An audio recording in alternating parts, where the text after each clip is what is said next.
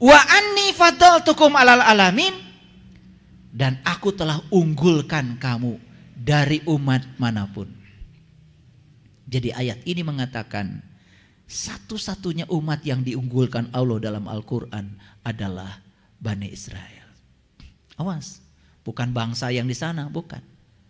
Mau orang Cicadas, mau orang Ciparai, mau orang Tasik, mau orang Garut, orang Purwakarta, orang Subang, mau orang Amerika, siapapun yang mau berjalan menuju Allah pasti akan diunggulkan dari segala umat.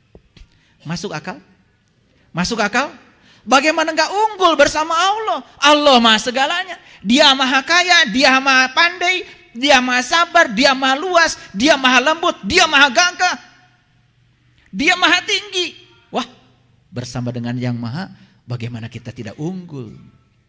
Dan kenapa kita tidak unggul selama ini? Karena kita terpisah dari yang maha.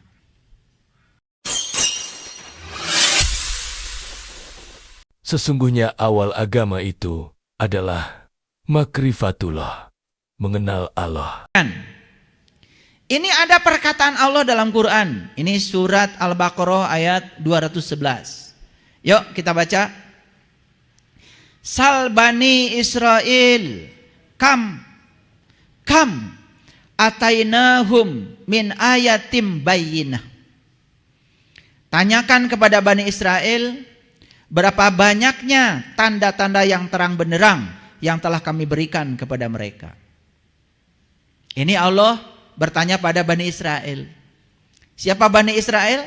Bani itu orang, Isra itu berjalan, El itu Tuhan. Jadi Bani Israel itu orang yang berjalan menuju Tuhan. Jadi siapa saja yang mau berjalan menuju Tuhan, kata Quran, Bani Israel. Selama ini kita salah pengertian, benci banget sama Israel. Padahal Israel yang ada di sana dengan yang maksud Quran beda. Itu nama negara, nggak ada kaitan dengan ini. Ini kan bahasa Arab, bahasa Tuhan. Ulangi. Ini Allah bilang, tanyakan kepada Bani Israel, berapa banyak tanda-tanda yang terang benderang yang telah kami berikan kepada mereka. Dan barang siapa yang menukar nikmat Allah setelah nikmat itu datang pada mereka, maka sesungguhnya Allah sangat keras siksanya. Lihat saya, siapa yang menyiksa? Bukan Allah. Ya, kalau di Quran ada kata-kata begitu itu pahami. Siapa yang menukar nikmat, maka dia sendiri yang telah menyiksa dirinya dengan menukar nikmat itu. Allah itu hanya sebagai fasilitator, hanya ngikuti maunya kamu. Kamu mau malas, ya Allah ikuti. Kamu mau rajin, Allah ikuti. Kamu mau tidur, Allah ikuti. Mau bangkit, Allah ikuti. Karena dia adalah Rabb. Dia itu fasilitator. Bahkan saya sering menyebut Allah itu katalisator. Jadi apa yang dimaui oleh kita, Allah ngikut. Aku bergantung sangkaan kamu. Yuk sekarang kita lihat ayat ini. Apa maknanya?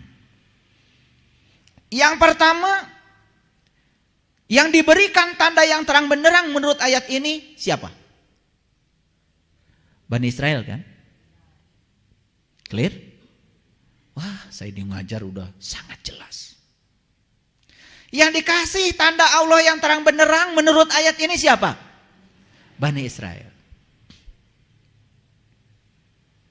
Nabi Ibrahim di Quran diceritakan bertemu bintang. Terang benderang? Bertemu bulan. Terang benderang? Bertemu matahari. Terang benderang? Terang benderang yang dimaksud Quran itu adalah nur ala nurin. Cahaya di atas cahaya. Dan itu yang dialami oleh para nabi, para rasul. Jadi nikmat Allah yang sebenarnya menurut ayat ini adalah saat kita bisa menyatu dengan alam cahaya. Saat kita bisa menyatu dalam alam nur ala nurin. Tidak ada lagi kegelapan. Dan saat kita menyatu dengan kesadaran yang tinggi itu, saat itulah pikiran yang gelap mendadak diterangi. Sehingga pikiran gelap itu tidak gelap lagi. Pikiran menjadi tunduk kepada kesadaran. Nah, pikiran yang gelap itu yang disebut dengan syaiton. Waswisu fi sudur. Sedangkan kesadaran itu yang disebut dengan ilahi. Nih, saya kasih tahu. Pernah ada orang enggak minta tolong sama kita, dari intuisi kita mengatakan kasih. Langsung dikasih? Ada delay, ditunda sebentar, langsung mulai ada yang merecoki kesadaran kita. Enak aja. Kemarin juga belum bayar. Terus aja. Yuwaswisu fi sudur. Akibatnya apa? Perintah yang pertama dari kesadaran itu kita abaikan. Dan berikutnya yang kita turut adalah pikiran gelap kita sendiri. Itu yang disebut dengan kita gagal berlindung kepada Allah. Nah, yang gagal berlindung kepada Allah, itulah sebetulnya dia terjebak oleh kegelapannya sendiri. Makanya kita diajarkan a'udzubillahi minasyaitonirrajim. Aku berlindung kepada Allah dari godaan setan yang terkutuk. Siapa yang terkutuk? Siapa yang terkutuk? Setan. Kalian itu udah banyak dosanya. Nuduh-nuduh. Betul? Ini belajar agama dari dulu gimana sih? A'udzubillahi minasyaitonirrajim. Aku berlindung kepada Allah dari godaan setan yang terkutuk. Siapa yang terkutuk? Kata setan, enak aja. Setan itu cuma ditugaskan jualan. Gehu, bala-bala, gehu, bala-bala. Nu meuli saha? Nu meuli saha? Marane. Setan itu cuma jualan. Dibeli atau tidak ya terserah kamu. Ketika kamu mengambil jualan itu, mengikuti yang jualan itu, itulah yang terkutuk. Jadi yang terkutuk itu dia yang gagal berlindung pada Allah karena dia lebih memilih bisikan setan. Jadi siapa yang terkutuk? Kita lagi. Kamu kali, saya enggak, enak aja. Aduh, itu fitnah itu. Kita tuh termasuk saya gitu. Waduh. Makanya jangan suka pengen babarengan. Jujur aja pada diri sendiri, saya gitu. Kita aja. Nah, itulah. Kita untuk jujur aja kadang-kadang berat. Mengatakan saya aja berat. Kan tadi yang pertama intuisi mengatakan kasih, kasihan, intuisi. Tapi kemudian pikiran gelap, yuwaswisu fi sudur, kesadaran kita tuh digoda mulai tadi. Enak aja, yang kemarin juga belum bayar. Kamu tuh suka melupakan kalau bayar utang, terus aja, terus dihimpun. Apa yang terjadi? Gagal kan memberi tolong. Nah, saat kita gagal memberi tolong orang itu, berarti kita lebih memilih berlindung kepada setan daripada berlindung kepada Allah. Itu yang namanya orang yang terkutuk. Yang terkutuk bukan setan, yang terkutuk adalah mereka yang berlindung kepada setan. Enak aja kata setan. Setan itu mulia. Setan itu penduduk surga. Gak percaya? Lah, dulu kan Nabi Adam dan Siti Hawa katanya tergoda di surga. Betul apa tidak? Berarti sama, sekampung. Udah, stop dulu sampai situ. Nanti saya akan bahas khusus bab setan. Kalau yang ngaji, ya. Sekarang ini aja dulu. Paham ya? Paham. Jadi nikmat itu semakin jelas. Siapa yang dikasih nikmat menurut ayat ini? Bani Israel. Siapa Bani Israel? Orang yang berjalan menuju Allah. Jadi kalau kalian ingin dapat nikmat, yuk berjalanlah menuju Allah. Jalannya sudah jelas, Shiratal Mustaqim. Jalannya lebih jelas lagi. Orang tua kita bilang rambut dibelah 7. Wah, itu lebih jelas lagi.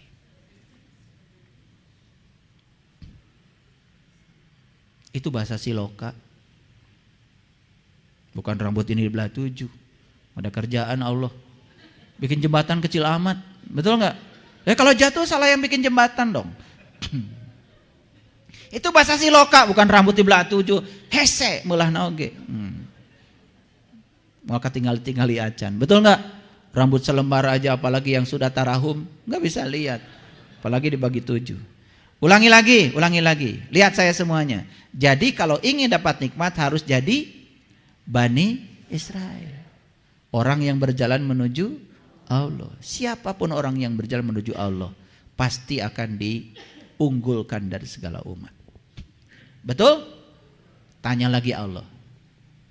Ini hari ini ayatnya banyak. Yuk kita baca ayat ini. Ini Quran surat Al-Baqarah ayat 47. Ya Bani Israel, uzkuru nikmati allati an'amtu alaikum wa anni faddaltukum alal alamin. Hai Bani Israel. Siapa yang dihaikan? Ya siapa? Ya siapa?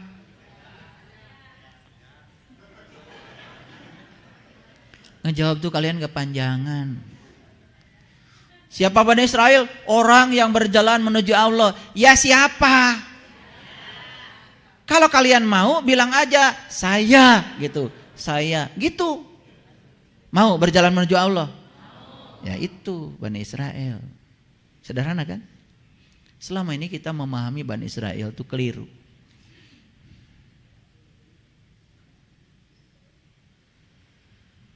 Lanjut. Oke, lanjut. Ya Bani Israel, hai Bani Israel.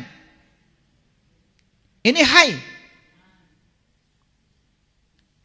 Mau dihaikan sama Allah? Jadi Bani Israel dulu. Kalian tuh mau dihaikan tapi belum pernah jadi. Hai orang-orang yang beriman, mau dihaikan sama Allah? Mau? Diam semuanya. Jadi orang beriman dulu, baru dihaikan. Yang ngaku beriman sampai kapanpun gak akan dihaikan. Yang ngaku mahasiswa tidak akan dihaikan oleh saya. Hai para mahasiswa, masuk kelas, gak akan. Yang terdaftar sebagai mahasiswa gak usah dihaikan, masuk kelas. Ini dari mana ini udah tua, ubanan lagi, mahasiswa tingkat berapa, dihaikan juga enggak, masuk kelas itu. Wah, bisa mencret-mencret belajar fisika. Ayo lihat saya. Ya Bani Israel, hai Bani Israel, hai orang-orang yang berjalan menuju Tuhan, mau dihaikan? Yes. Masa enggak mau? Uzkuru nikmati Allah alaikum. Ingatlah nikmat Allah yang telah diberikan kepadamu. Jadi ayat ini jelas mengatakan yang dikasih nikmat itu siapa? Bani Israel. Nikmat itu apa tadi? Yang dapat nikmat kan 4. Para solihin, para syuhada, para siddiqin, para nabi. Orang-orang yang sudah ma'rifat kepada Allah. Orang-orang yang sudah bisa menyatu dengan Allah. Orang-orang yang sudah merasakan tauhid bersama Allah. Orang yang setiap ruang dan waktu merasakan kehadiran Allah.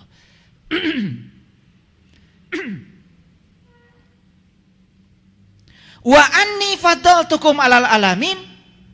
Dan aku telah unggulkan kamu dari umat manapun. Jadi ayat ini mengatakan satu-satunya umat yang diunggulkan Allah dalam Al-Quran adalah Bani Israel. Awas, bukan bangsa yang di sana, bukan. Mau orang Cicadas, mau orang Ciparai, mau orang Tasik, mau orang Garut, orang Purwakarta, orang Subang, mau orang Amerika, siapapun yang mau berjalan menuju Allah pasti akan diunggulkan dari segala umat. Masuk akal? Masuk akal? Bagaimana enggak unggul bersama Allah? Allah maha segalanya. Dia maha kaya, dia maha pandai, dia maha sabar, dia maha luas, dia maha lembut, dia maha gagah, dia maha tinggi. Wah, bersama dengan yang maha, bagaimana kita tidak unggul? Dan kenapa kita tidak unggul selama ini? Karena kita terpisah dari Yang Maha.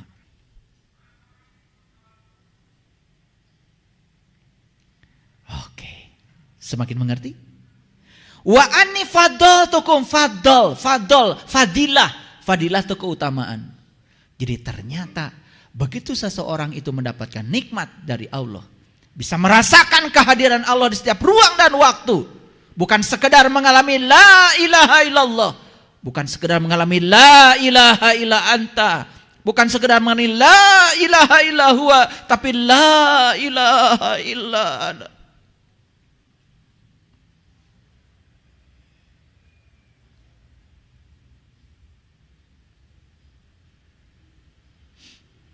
Terang benar.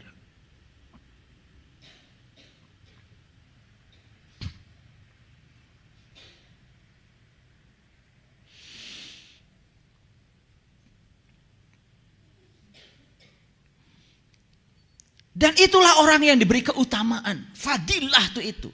Wa anni faddaltukum alal alamin. Dan aku unggulkan kamu, aku utamakan kamu dari segala umat. Mau diutamakan oleh Allah? Mau? Jelas sekali. Jadi kesimpulannya, yang diberi nikmat itu adalah Bani Israel. Tadi yang diberi nikmat ada 4 golongan. Solihin, syuhada, sidikin, para nabi.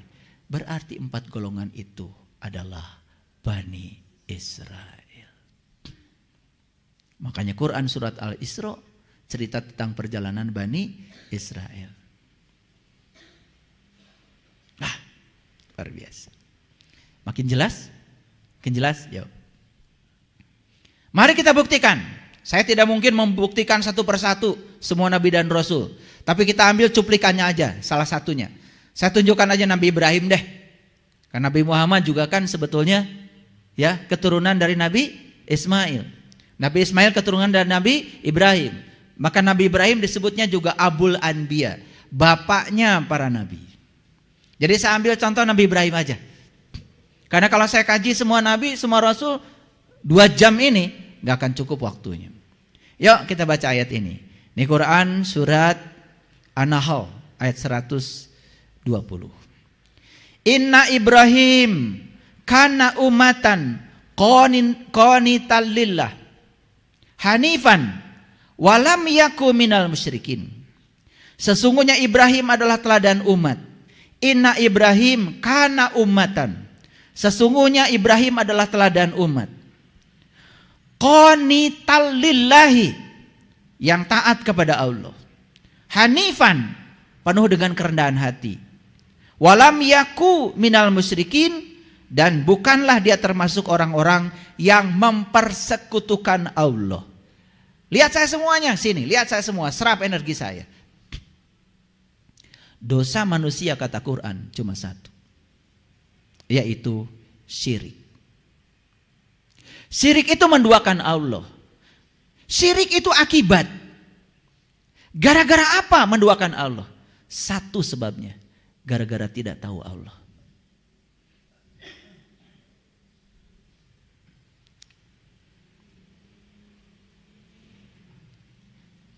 Jadi Allah menyatakan dalam Al-Quran, innallaha la yaghfiru ayyushraka bih wa yaghfiru ma duna dzalika liman yasha.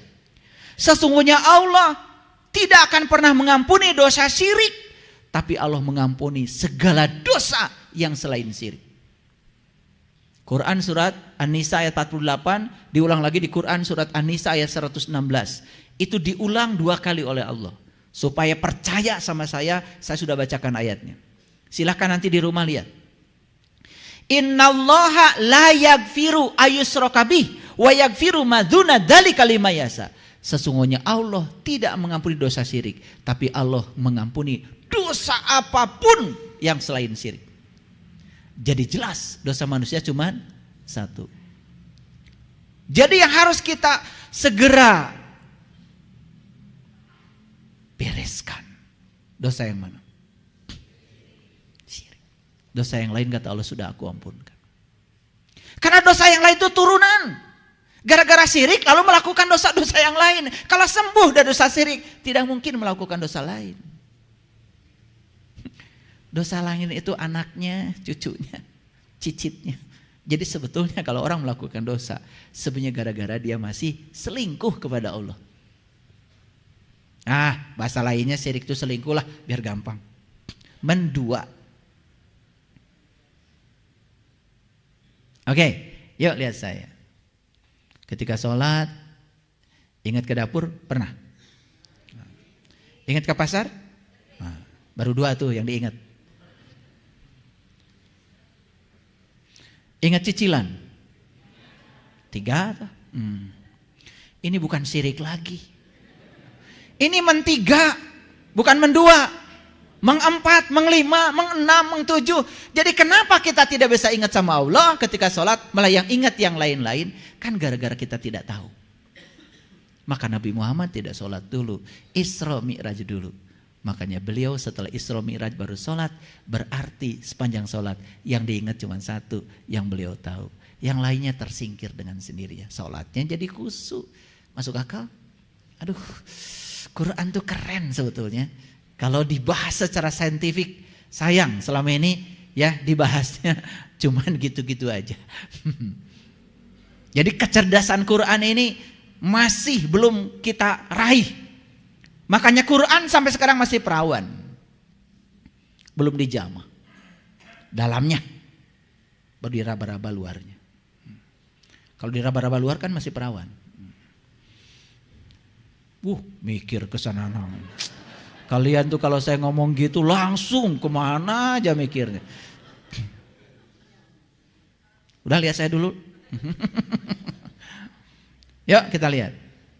Jadi sesungguhnya Ibrahim adalah teladan umat yang taat kepada Allah dan rendah hati. Dan dia bukanlah termasuk orang-orang yang mempersekutukan Allah.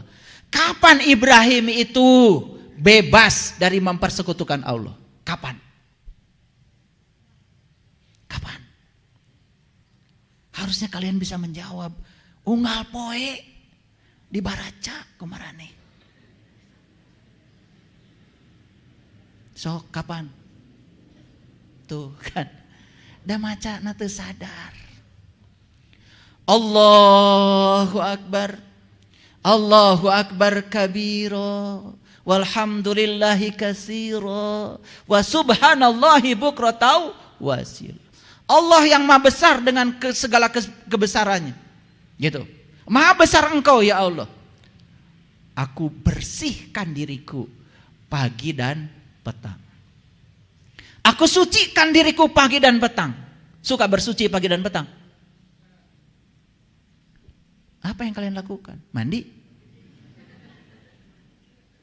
Urusan. Badan kita mau dimandikan 1000 kali sehari juga tetap air kencingnya di dalam. Beraknya di dalam. Tubuh ini tidak bisa disucikan. Yang disucikan tuh jiwamu. Gimana cara jiwa bersuci? Ya temui dia yang maha suci. Jiwa ini baru bisa suci kalau dia merendamkan diri dengan dia yang maha suci. Kan piring juga bersuci kalau direndam sama air. Suka baca kalimat itu? Suka, pastilah. Pasti gak ngerti maksud saya. Yuk kita baca lagi. Allahu Akbar kabira walhamdulillahi katsira wa subhanallahi bukratan wasila. Setelah beliau mengucapkan kalimat itu, karena beliau sudah ketemu dengan dia pagi dan petang. Sudah ketemu dengan dia, sudah bersuci setiap saat.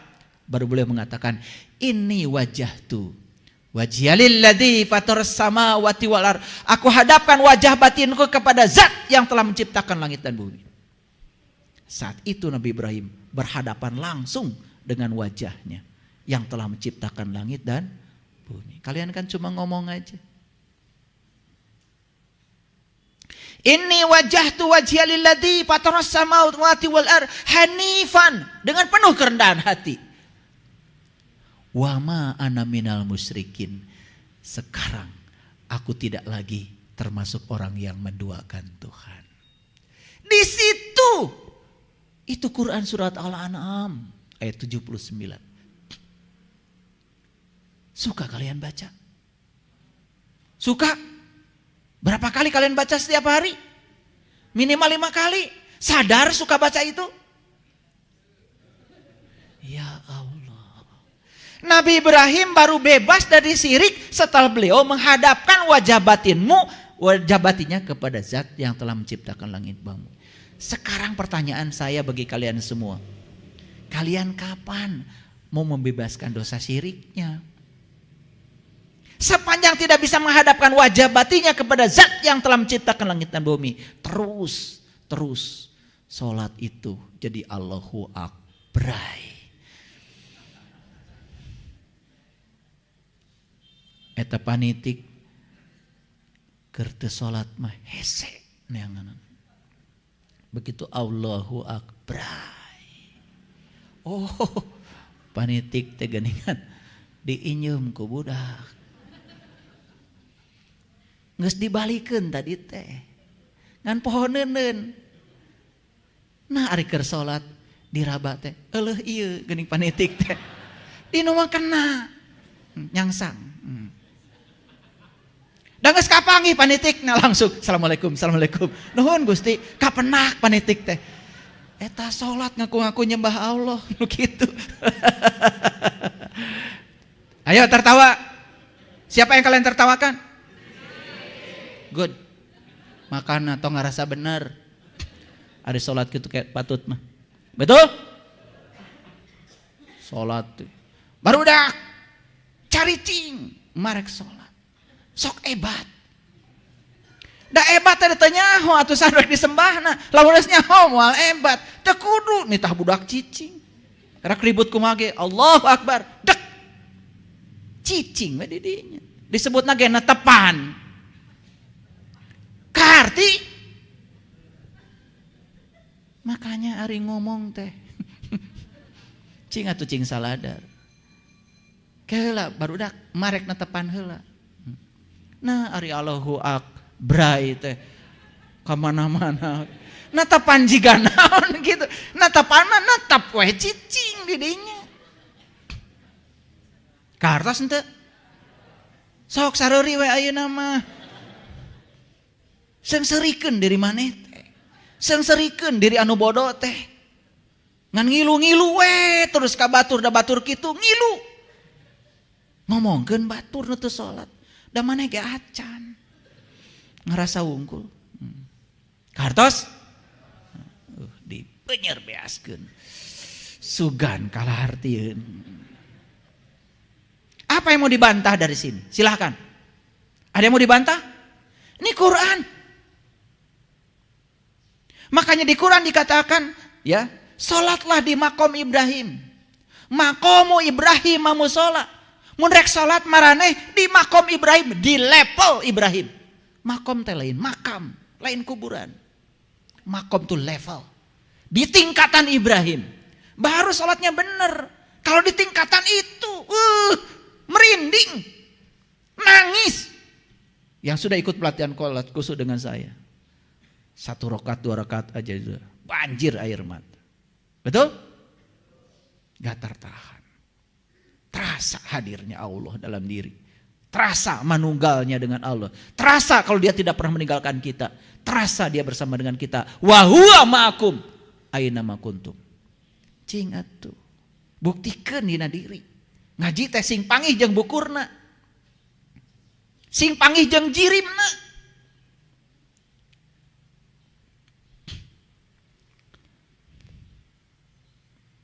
Inna Ibrahim kana umatan qanitan lillahi hanifa walam yakun minal musyrikin.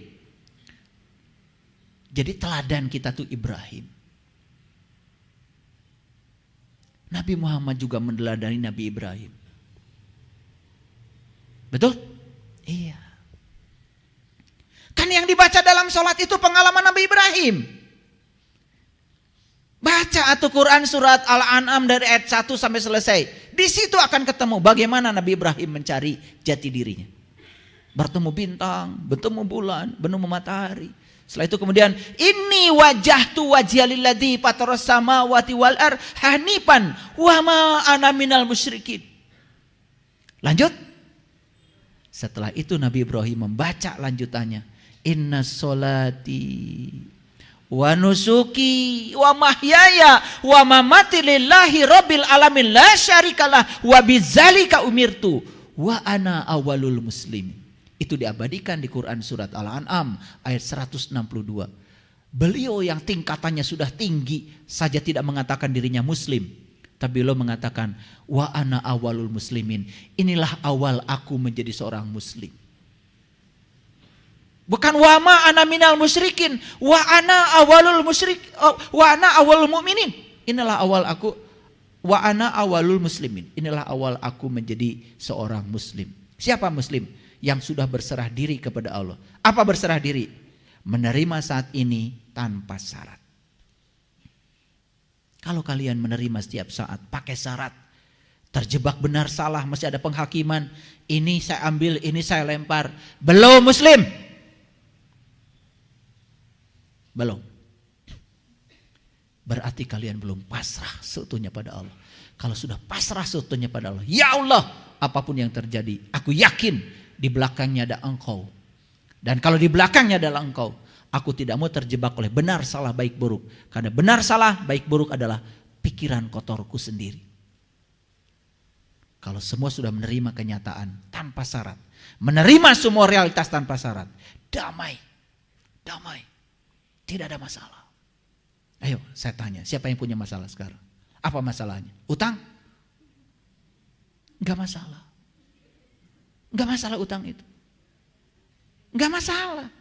Makanya utang itu jangan dipikirin, dibayar.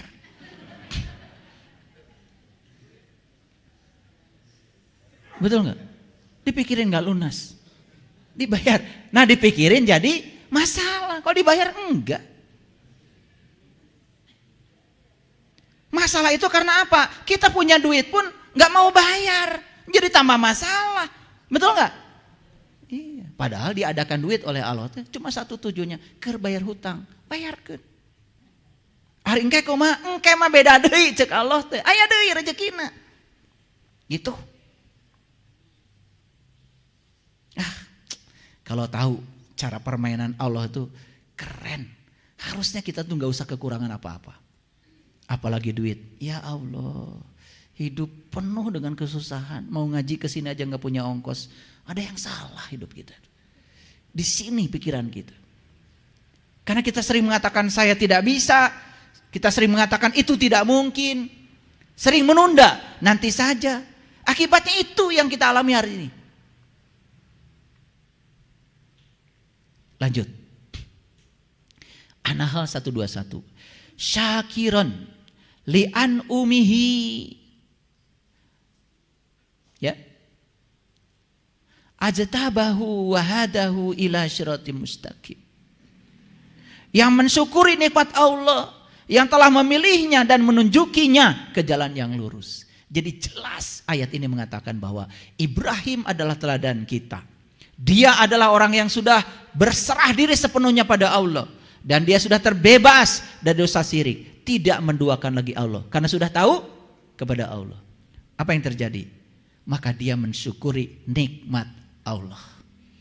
Jelas dari ayat ini bahwa nikmat Allah itu adalah saat beliau bisa bermanunggal dengan Allah. Dan disyukuri nikmat itu. Gak ada kaitan dengan tanah lega. Tidak ada kaitannya dengan rumah bagus. Gak ada kaitan dengan jabatan tinggi. Gak ada. Karena yang dapat nikmat cuma 4. Para nabi, para siddiqin, para syuhada, para sholihin. Jelas, gak ada kaitannya dengan urusan itu. Clear? Oke. Dan ayat ini menekankan Allah telah memilihnya. Yuk, perhatikan saya. Siapa yang memilih Allah? Siapa yang telah memilih Allah? Oh, siapa yang telah memilih Ibrahim? Allah. Tahu kenapa Allah memilihnya? Tahu kenapa Allah memilihnya? Tahu? Allah itu tidak sewenang-wenang. Allah memilih Ibrahim karena dia mau dipilih. Makanya dengarkan kata-kata saya. Dengarkan kata-kata saya. Yahdillahu linurihi mayyasa. Allah akan menunjukkan kepada cahayanya siapa saja yang dikehendaki. Siapa yang akan dekat oleh Allah? Yang punya kehendak. Yang punya kehendak. Nu teu boga kahayang mah. Moal dipih kahayang ku Allah.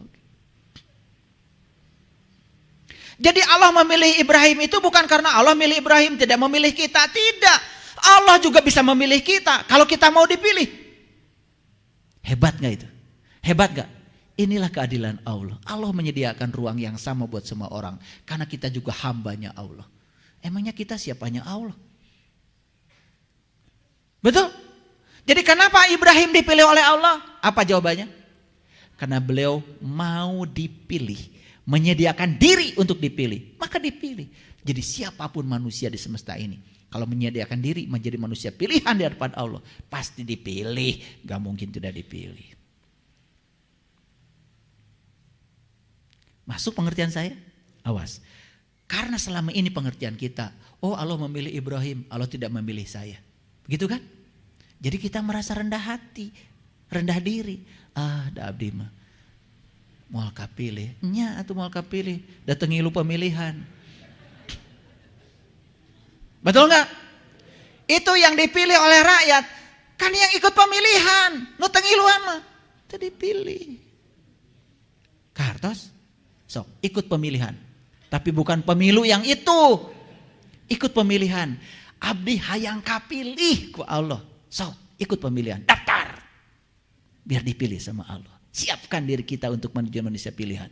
Pasti terpilih. Adil gak Allah? Adil gak Allah? Tuh. Makanya ngaji itu harus yang masuk akal. Quran itu scientific, logik Quran itu. Lanjut. Dan dia telah menunjukinya ke jalan yang lurus. Jadi Ibrahim itu telah ditunjukin Allah ke jalan yang lurus. Kenapa? Karena dia menyediakan diri untuk ditunjuki oleh Allah. Kalau gitu, Ibrahim dapat nikmat? Dapat. Kalau gitu, Ibrahim Bani Israel. Kalau gitu, Ibrahim masuk yang mana? Para nabi? Siddiqin? Syuhada? Sholihin? Nah, baru ini masuk semuanya. Gak kayak kalian tadi, masuk semuanya. Gimana? Baru keren. Clear ya? Oke. Gimana? Penjelasan saya bisa dimengerti? Ini kecepatan saya ngaji ini 5 km per jam. Lambat sekali. Saya ulang-ulang supaya ngerti. Sampai nanti dapat muaranya. Dapat hasilnya. Oh, ternyata selama ini saya salah kaprah mengartikan nikmat. Ternyata yang disebut nikmat selama ini hanyalah enak yang datangnya sesaat dan hilang lagi. Saya tidak mau yang itu. Saya ingin nikmat yang abadi bersama dengan Allah saat saya hidup dan bersama dengan Allah saat saya sudah pulang kepadanya. Baru keren. Baru nikmat itu abadi. Para hadirin, untuk sampai kepada Allah, tidak usah menunggu kematian yang itu. Kata Nabi, mut anta qabla mut. Bahkan di saat kita masih hidup pun kita bisa kembali kepada Dia. Mamuni ayat innalillahi wa inna ilaihi. Pulang kepada Allah itu bisa saat ini juga. Di sini, saat ini, sekarang. Tergantung kita mau apa tidak. Makanya di Quran dikatakan siapa yang sudah pulang hari ini akan pulang kepada Allah pada saatnya. Tidak akan kemana-mana. Wa man kana fi hadhihi a'ma wa huwa fil akhirati a'ma wa adallu sabila. Tidak akan tersesat jalannya. Karena sudah tahu jalan. Kan tadi udah tahu ya. Sesat itu akibat apa? Tidak tahu. Supaya sembuh harus tahu. Clear. Gak usah belajar. Ya, usah belajar. Belajar. Makanya kalian tuh kebanyakan belajar. Oke. Kenapa saya mengatakan bahwa nikmat itu abadi? Ini ayatnya. Quran surat Al-Anfal ayat 53. Zalika bi annallaha lam yaku mughayyiran ni'mata an amaha ala qaumin hatta yughayyiru ma bi anfusihim. Wa annallaha sami'un alim. Demikianlah, karena sesungguhnya Allah tidak akan mengubah nikmat yang telah dianugerahkannya kepada suatu kaum. Jadi Allah kalau sudah menganugerahkan nikmat pada satu kaum, tidak akan mengubahnya. Kata siapa? Kata Allah. Hingga kaum itu mengubah apa-apa yang ada pada diri mereka sendiri. Dan sesungguhnya Allah Maha mendengar lagi Maha mengetahui. Jadi ayat ini menceritakan ada sekelompok kaum yang sudah dikasih nikmat, sudah dipilih, tetapi dia menyia-nyiakan pilihan Allah bagi dirinya. Jadi yang mengubah dia bukan Allah, yang mengubah dia sendiri. Allah tidak akan pernah mengubah nikmat itu. Tidak. Jadi dia sendiri yang mengubah itu. Karena apa? Tidak punya istiqomah di sini. Dia lepas dari talinya.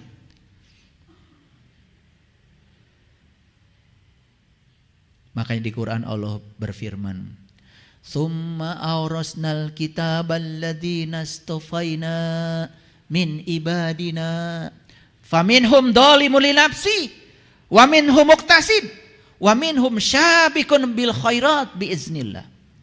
Kata Allah, kemudian aku wariskan nikmat ini, kitab ini, rasa ini, pengalaman ini kepada abdi-abdi yang terpilih di antara abdi-abdi kami. Tapi sayang, kata Allah, aku yang telah memilih kalian, dan kalian saat itu mau dipilih oleh aku. Tapi setelah aku pilih dan aku wariskan nikmat ini kepadamu, kalian terbagi tiga. Satu, dolimun li nafsi, kembali mendolimi dirinya sendiri. Dua, al-muqtasid, setengah-setengah. Saya kasih tahu para hadirin, kalau mau ngaji jangan setengah-setengah. Tong bosenan. Kan saya bilang kemarin, kesadaran itu tidak bisa dicapai lewat eskalator. Harus lewat anak tangga. Tahap demi tahap ikuti. Jangan pengen banyak ilmu buat apa? Apalagi ilmu cuman koleksi di otak. Gak akan menolong. Tapi ilmu yang sedikit itu dialami, dirasakan, dibuktikan. Itu baru keren. Makanya saya tidak pernah mengajarkan banyak ilmu. Ilmu itu sedikit saja. Satu saja. Kuncinya aja yang paling penting. Kalau kuncinya sudah tahu, terbuka semua ruang-ruang dalam diri. Paham? Jadi yang pertama yang kembali ke belakang. Sudah dikasih nikmat, tetapi dia memungkirinya. Yang kedua, al-muqtasid. Setengah-setengah. Dan yang ketiga, syabikun bil khairat biiznillah. Orang yang sungguh-sungguh berjalan menuju Allah dengan seizin Allah. Dan orang yang seperti ini, ya, saya menyaksikan orang-orang yang semacam ini hidupnya bergelimpangan berkah. Sudah kayak bayi. Bayi, segala berkah datang. Bayi itu nangis saja bayi, serumah orang mengunjunginya. Jadi bayi itu begitu. Berkah datang tanpa upaya. Betul? Makan, datang makanannya. Gak kerja, gak ada yang kerja bayi. Makanan datang yang paling enak buat bayi. Bubur paling lembut buat bayi. Makanan paling enak, baju paling bagus buat bayi. Datang semua berkah. Jadi menjadi seperti bayi itu artinya adalah menciptakan hidup penuh berkah. Datang semua berkah tanpa upaya. Itulah menjadi baik. Memang bisa begitu? Bisa. Kalau tahu ilmunya. Satu syaratnya. Harus menjadi lucu seperti bayi. Dan kenapa bayi lucu? Karena cahaya ilahinya masih bersinar. Jadi kalau kalian ingin lucu lagi, sudah. Dapatkan nikmat Allah. Biar cahaya ilahi dalam diri bersinar lagi. Saya jamin. Kalian semua akan lucu lagi. Sekarang kalian nangis, siapa yang mau datang? Paling juga, jangan cengeng. Pika sebelum. Kenapa lucu kita hilang? Karena cahaya ilahi dalam diri redup. Dulu tidak banyak kemelekatan, sekarang banyak kemelekatan. Dulu ketika sedang jadi anak kecil, main full. Hadir di sini saat ini sekarang. Coba lihat anak lagi main, senang sekali. Full di situ, sadar, hadir. Pemikiran beas. Betul? Ya orang mengker gawe ke pikiran teh kumaha isu pageto padahal hirup mah ayeuna. Menjadi anak kecil itu artinya hadir di sini saat ini sekarang. Lihat anak kecil berantem, cerik dua nana, sakedeung patangkep-tangkep. Lucu, gak kayak kalian. Berantem tahun 90 sampai sekarang belum ketemu lagi. Ya Allah. Makanya kalian jadi gak lucu, modelnya kayak gini. Pika sebelen. Jadi kalau ingin lucu lagi, ya sudah, hadirkan cahaya ilahi itu. Gimana caranya? Yuk, raih nikmat. Jadi Bani Israel. Berjalan di Siratal Mustaqim. Menyatulah dengan dia.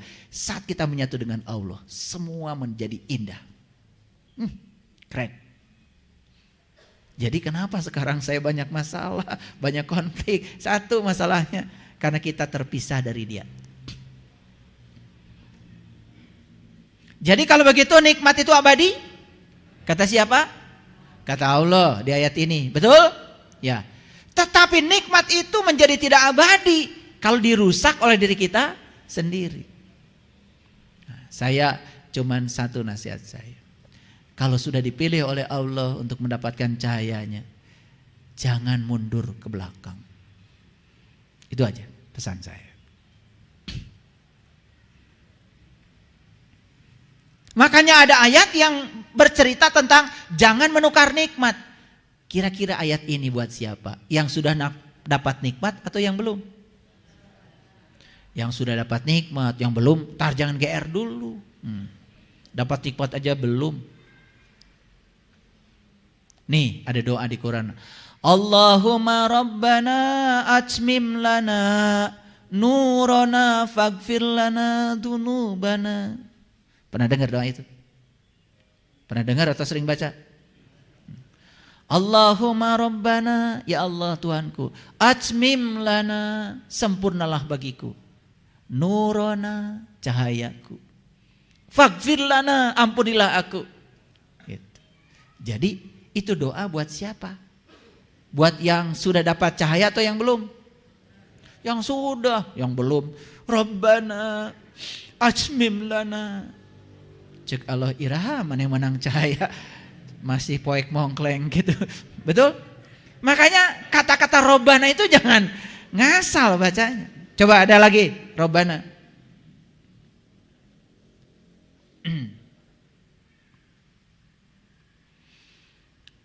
Rabbana hablana min ajwajina qurrata ayun waj'alna lil muttaqina imama. Itu doa kita minta kepada Allah supaya jadikan imamnya orang yang bertakwa. Pertanyaannya, kamu sudah bertakwa belum? Sudah tahu takwa itu apa? Enggak tahu. Taunya menjalankan perintah Allah dan menjauhi larangannya. Begitu? Para takwa itu kata Quran surat Al-Baqarah ayat 63, mengambil janji, diangkat kesadarannya, ditunjukkan oleh Allah di puncak kesadarannya, ingat yang Allah tunjukkan, la'allakum tattaqun, baru takwa. Jadi takwa itu kalau sudah bisa mengingat apa yang Allah tunjukkan pada kita, Allah juga belum menunjukkan apa-apa kepada kita. Karena kita tidak mau dipilih selama ini. Betul apa tidak?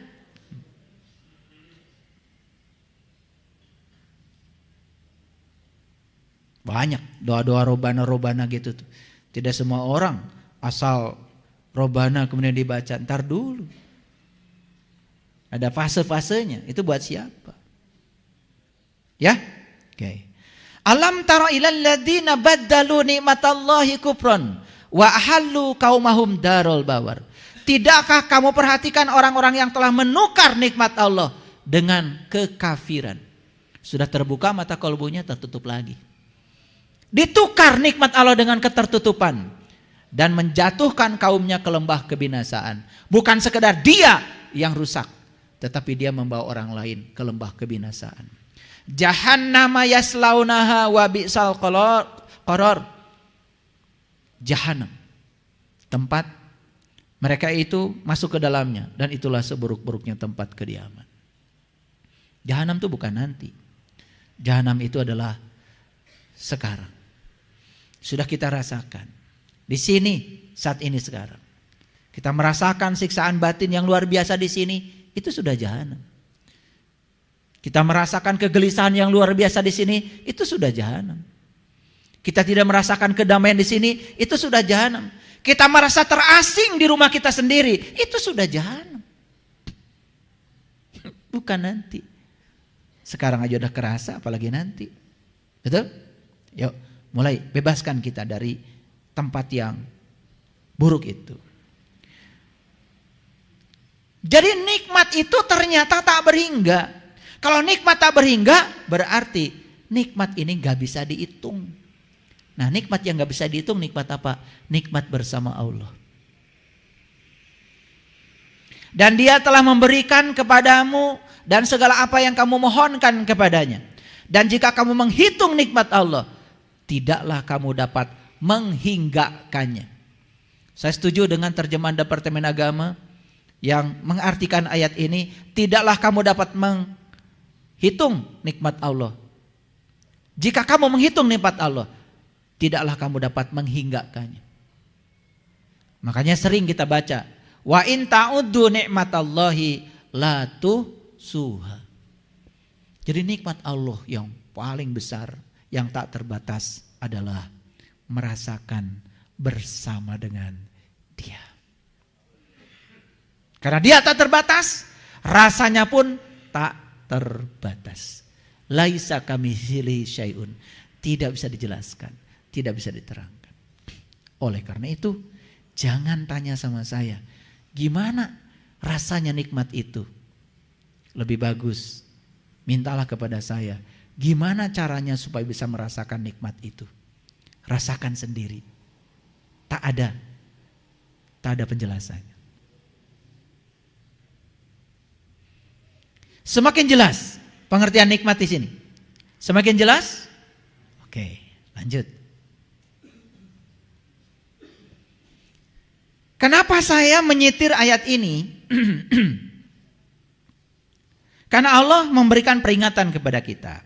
Hai orang-orang yang beriman, yang sudah terbuka mata kalbunya, yang sudah dapat nikmat, yang sudah jadi Bani Israel, yang sudah merasakan nikmatnya iman. Siapa itu? Siapa itu? Ya, saya. Percaya diri aja. Tapi harus koreksi diri ya. Ya, selama ini kan kalau disebut, hai orang-orang beriman, langsung saya. Padahal baru ngaku. Itu pun ngakunya sama Pak RT. Waktu bikin KTP. Lingi di mana? Cibabat. Saha wastate. Agama Islam PRT. Islam. Langsung diketik sama PRT. Diaku sama PRT. Diaku sama Allah belum? Nah itu yang kita lupa. Karena sudah diaku sama PRT, udah aja selesai. Ya, oke, kita lanjut. Hai orang-orang yang beriman, jika datang kepadamu orang fasik membawa suatu berita, periksalah dengan teliti agar kamu tidak menimpakan suatu musibah kepada suatu kaum tanpa mengetahui keadaannya yang menyebabkan kamu menyesal atas perbuatanmu itu. Kenapa Allah menghadirkan ayat ini? Maaf, orang fasik itu orang yang seakan-akan dia berbicara kebenaran, padahal dia berbicara kebohongan berbaju kebenaran. Jadi orang fasik itu adalah orang yang kelihatan beriman, tetapi yang disampaikan oleh dia bukan sesuatu yang dialami, yang dirasakan, hanya berdasarkan pikirannya saja. Dan yang semacam ini jumlahnya banyak. Yang menceritakan Allah banyak di mana-mana. Tapi yang tahu dan kenal kepada Allah tidak banyak. Paham? Oke. Disuruh meriksa sama Allah. Ya. Oke. Baik, lanjut. Ini Quran surat Al-Hujurat, ya, ayat yang ke-7. Dan ketahuilah olehmu bahwa di kalanganmu ada utusan Allah. Kalau ia menuruti kemauanmu dalam beberapa urusan, benar-benar kamu akan mendapatkan kesusahan. Tetapi Allah menjadikan kamu cinta kepada keimanan dan menjadikan keimanan itu indah di dalam kalbumu, serta menjadikan kamu benci kepada kekafiran, benci kepada kefasikan, benci kepada kedurhakaan. Mereka itulah orang-orang yang cerdas. Makanya ayatnya dipungkas dengan ulaika humur rasyidun. Makanya banyak orang Sunda ngasih namanya Rosidin, Rosidun, Rosidan. Rosid itu artinya cerdas. Nah, orang yang cerdas oleh Quran dipanggilnya mursyid. Makanya di Quran dikatakan mayyahdillahu fahuwal muhtadi wa mayyudlil falan tajidalu waliyan mursidan. Siapa yang dikehendaki Allah dapat petunjuk, pasti akan mendapat petunjuk jalan. Akan ketemu dengan orang yang menunjukkan jalan. Tapi barang siapa yang tidak dikehendaki Allah dapat petunjuk, sampai mati pun tidak akan bertemu dengan waliyan mursidan. Loh, kenapa dia tidak dikehendaki? Karena dia tidak punya kehendak. Jadi Rosyid, ada sekolah namanya Irsyad. Irsyad itu artinya cerdas. Bagus tuh Irsyad buat nama sekolah. Makanya orang yang cerdas oleh Allah disebut mursyid. Nah, orang Islam sering mengartikan mursyid itu guru. Padahal guru itu bahasa Arabnya ustad. Mursyid itu bukan guru. Mursyid itu orang yang cerdas. Bukan orang pintar ya, beda. Orang yang pintar tuh banyak ilmunya tapi gak berguna. Orang yang cerdas ilmunya sedikit tapi berguna, bisa menolong dirinya sendiri. Makanya dalam bahasa intelektual yang namanya kepintaran itu areanya area intelektualitas. Yang namanya kecerdasan areanya intelijensia, masuk dalam dimensi kesadaran. Nah, orang pintar belum tentu sadar. Tapi orang cerdas pasti sadar. Ciri orang sadar apa? Ciri orang yang sadar itu tidak pernah menjadikan apapun sebagai batu loncatan. Lihat saya. Ketika sedang cuci tangan, tidak loncat pikirannya ke meja makan. Hadir di situ cuci tangan. Merasakan tangan tersentuh air, merasakan sabun, hadir saja di situ. Karena bagi dia cuci tangan adalah tujuan. Selesai cuci tangan, makan jadi tujuan. Selesai makan kemudian minum jadi tujuan. Selesai minum kemudian ngobrol jadi tujuan. Hadir di sini saat ini sekarang itu namanya sadar. Kita, mohon maaf, mandi batu loncatan. Karena otak sudah di kantor. Mandinya jadi buru-buru. Padahal, kalau mandi santai, terima kasih air, hari ini masih datang. Sapa dulu, kamu sangat berguna, kamu cantik. Kalau gak ada kamu, betapa kotornya tubuh saya. Mandi. Basahi dulu kaki, angin bawah, betis, paha. Ada yang ke bawah tuh, ngegeleser, rasa hangat. Oh, berarti panas sudah turun ke bawah. Jantung tidak akan stres itu ketika mandi. Baru dibasahi ke atas, ke sini, ke dada, baru terakhir kepala. Aman mandinya. Ini mandi kepala dulu, air dingin lagi. Enggak minum lagi, bisa kram tuh di kamar mandi.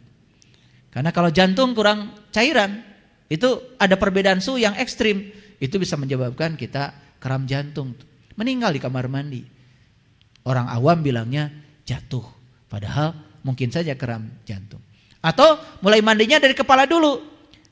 Kalau dari kepala dulu, darah naik ke atas, ingin menghangatkan kepala yang dingin. Sedangkan pembuluh darah di usia tua sudah sempit, terlalu banyak makan minyak. Karena darah naik ke atas, pecah pembuluh darah di kamar mandi, jatuh. Nah, Orang awam bilangnya, oh pecah orang awam jatuh di kamar mandi, padahal pecah pembuluh darah. Sebenarnya jatuh itu adalah yang kedua, setelah pecah pembuluh darah hilang kesadaran. Jadi mandi aja ada ilmunya kok. Coba dinikmati. Ketika sabun ke tangan, terima kasih tangan kamu keren. Puji semua anggota tubuh kita sehat, nggak akan pegel-pegel. Ketika pakai handuk, nikmati pakai handuk itu mewah. Karena tangan ini suatu saat tidak bisa lagi begitu. Banyak itu yang sudah tidak bisa pakai handuk sekarang dimandiin. Masih hidup. Pakai handuk dihandukin. Betul nggak? Mewah nggak bisa pakai handuk?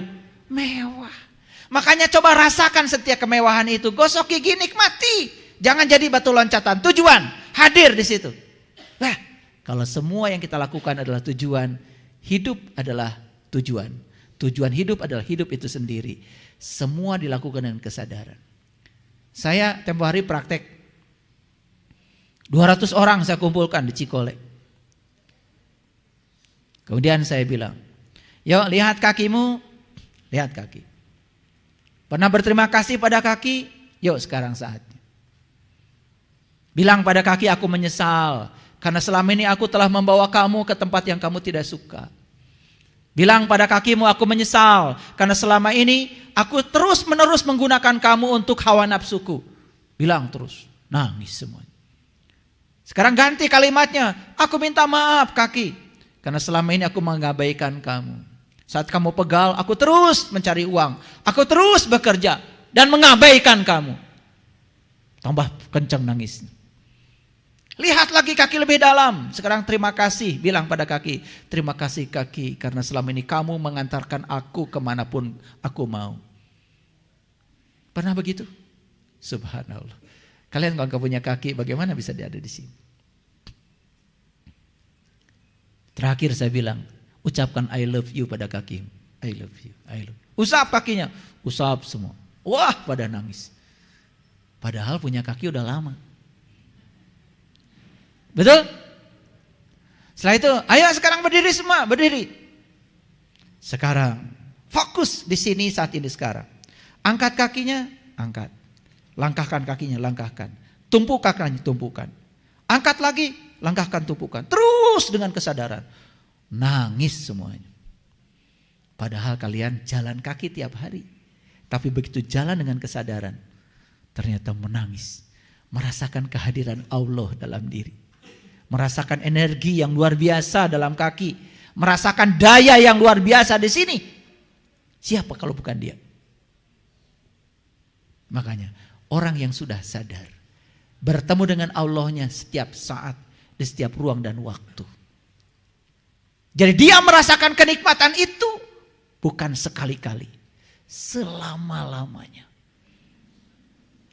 Di kehidupan ini dia merasakan kenikmatan. Setelah lepas dari tubuh ini apalagi dia merasakan kenikmatan yang abadi. Itu nikmat yang diceritakan dalam Al-Quran. Makanya ayat ini mengatakan, perhatikan, Allah menjadikan cinta kepada keimanan dan menjadikan keimanan itu indah di dalam kolbu. Maaf ya, orang yang ngaku-ngaku iman belum menemukan keindahan dalam kolbunya. Serta menjadikan kamu benci kepada kekafiran. Bukan orang lain. Bukan benci pada orang yang berbeda keyakinan kita. Bukan. Benci terhadap ketertutupan diri sendiri. Benci terhadap kefasikan diri kita sendiri. Benci terhadap kedurkaan yang dibuat oleh diri sendiri. Tidak benci pada siapapun di luar diri. Bencinya kepada diri sendiri. Kenapa ya saya tertutup? Kenapa ya saya merasa paling benar? Kenapa ya saya suka menyalahkan orang lain? Benci. Asyidda'u alal kufar. Benci terhadap ketertutupan dirinya sendiri. Bukan benci pada orang lain. Yuk sekarang arahkan kebencian itu pada diri sendiri. Stop mengarahkan kebencian pada siapapun. Oke, sampai di sini sudah bisa mengambil kesimpulan? Yuk kita ambil kesimpulan. Jadi nikmat itu diberikan kepada para nabi, para siddiqin, para syuhada dan para solihin. Dan mereka semua adalah Bani Israel. Orang yang berjalan menuju Tuhan. Maka kalau ingin mendapatkan nikmat, yuk sekarang angkat kaki kita. dengan tegak injakan di Shiratal Mustaqim. Semoga kita semua bisa masuk salah satu golongan di antara yang 4 golongan itu. Dan ketika kita masuk salah satu saja, kita akan merasakan nikmat yang sesungguhnya. Baru kita akan mengatakan, oh ini nikmat iman itu seperti ini. Nikmat Islam itu seperti ini. Bukan kata-kata ngikutin orang yang sedang berpidato, tapi merasakan langsung sebagai pengalaman pribadi. Nikmat itu kalau dipelihara abadi adanya.